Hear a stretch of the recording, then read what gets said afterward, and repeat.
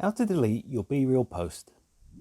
In this short video, I'm going to show you how you're able to delete a post that you've made on BeReal. But before I do, please don't forget to like the video and subscribe to the channel. Okay, so straight into it. First, of course, you need to open up the BeReal app on your mobile device.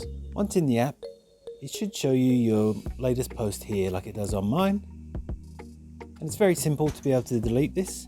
In the top right hand corner of this post, there's the three little dots. So just tap on that one. And next, the last option is delete my BeReal. So click on that option. And then it says the deletion of your photo will be final. You can only do one deletion per day. Be careful with the next photo you take. You won't get a second chance. And then it asks you why you'd like to delete your BeReal.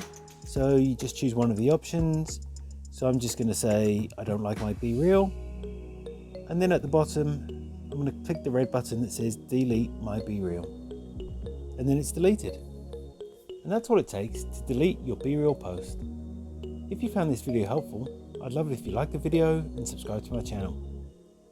Thanks for watching.